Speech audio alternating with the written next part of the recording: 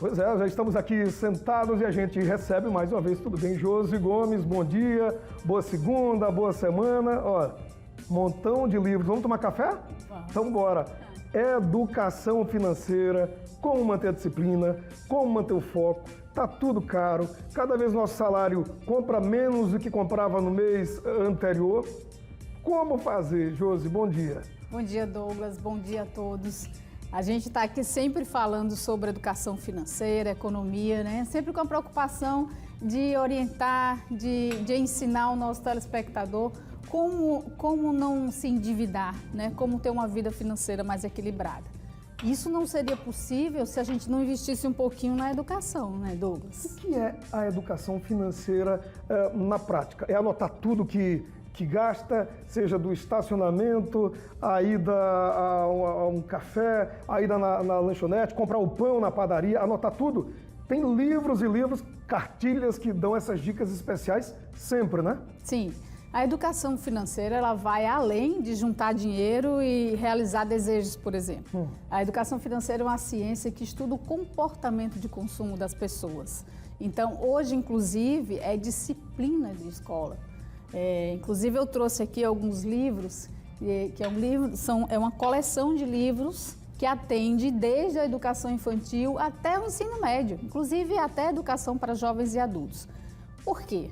Porque é necessário que a gente eduque, né, o brasileiro, e é possível educar desde os primeiros anos de vida.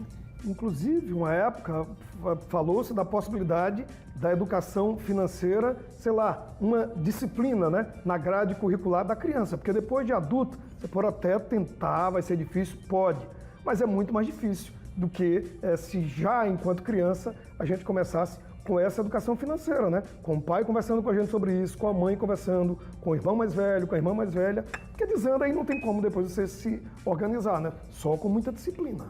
O bom disso, Douglas, que essa disciplina já é realidade. A Base Nacional Comum Curricular trouxe a educação financeira definitivamente para dentro da escola. E hoje, centenas de escolas no Brasil inteiro já praticam a educação financeira partindo de um método. Tá? Então, são livros que, a partir de um método que é muito importante, as escolas, por exemplo, tomar ciência disso, que não basta ter só apenas o livro ou o material didático, é necessário que haja uma metodologia por trás disso. Como ensinar?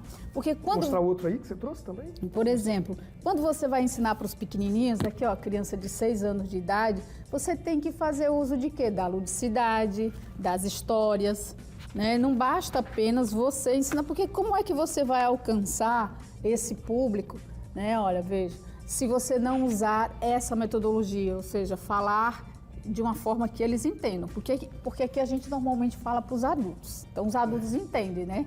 Cartão de crédito, endividamento, a gente está o tempo inteiro falando sobre isso. E a criança não. A criança precisa ser atrativo, né? O jovem precisa ser atrativo. Como você vai conseguir alcançar essa criança falando de um modo que ele realmente entenda? Josi, e é cada vez mais difícil você se organizar num país em que esse mês você recebe X, no mês que vem você recebe o mesmo X, mas que esse valor que você recebe, né, a inflação vai lá e dá um bote, 9%, 10%. É difícil demais, né? Sim, e a gente percebe claramente que há uma falta de conhecimento muito grande ainda sobre o uso desses serviços que são ofertados pelas instituições financeiras, por exemplo. Como é que se calcula a taxa de juros? São questões tão básicas voltadas às finanças e que, com certeza, acabam prejudicando muito as pessoas pela falta de conhecimento. Vai ou não vai, a gente vê anúncios, né, em rede social de cursos, justamente assim, cursos de educação financeira, para você não gastar mais do que o que você recebe.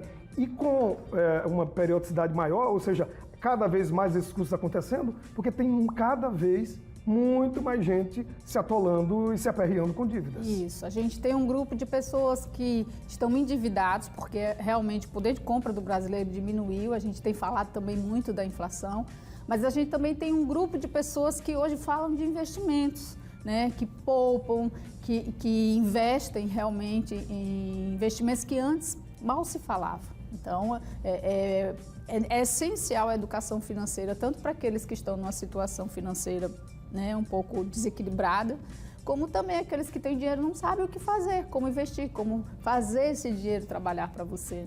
E você, às vezes, com muita dívida, tem aquela dica lá do especialista como você, que é escolher a dívida mais cara e começar a pagá-la, senão fica depois impraticável, impossível você fechar um acordo e quitá-la, né?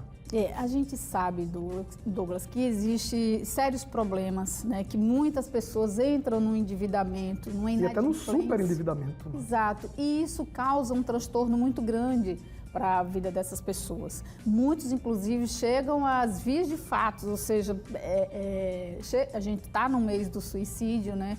Então é bom falar sobre isso também. Quantas pessoas endividadas, por acreditar que não tinha uma forma para resolver, para negociar, acaba se desesperando e não é legal. Essas cartilhas ajudam demais, seja a criança, seja o adulto. E toda hora, em qualquer idade, sempre há tempo de começar a aprender, inclusive a educação financeira. Isso. Eu sugiro que as escolas se abram para esse tema também, porque eu acredito muito no professor na escola para colocar em prática uma metodologia dessa. Porque você vai até os primeiros anos de vida, né? Os primeiros anos de escola. Então, é super possível, se você partir de um método que realmente ensine, não é necessário você ser um economista ou ser um professor de matemática para ensinar a educação financeira.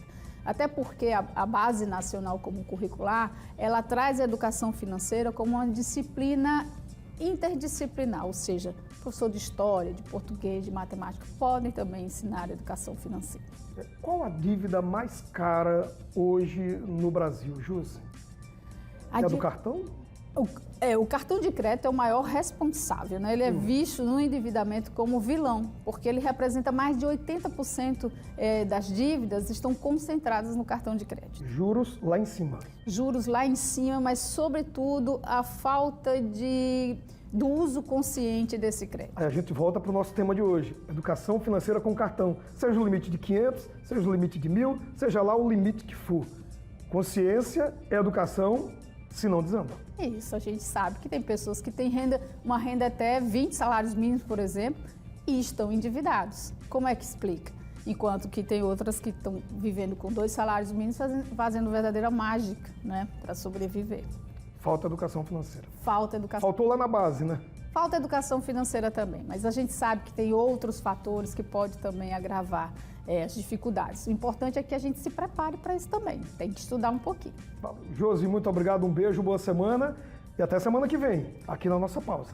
Boa semana a todos. Se fosse um pouquinho o livro, não foi? 2, 4, 6, 8, 10. Ela tá cheia de informação. Obrigado, Josi. Estou preparada. Tchau, até mais.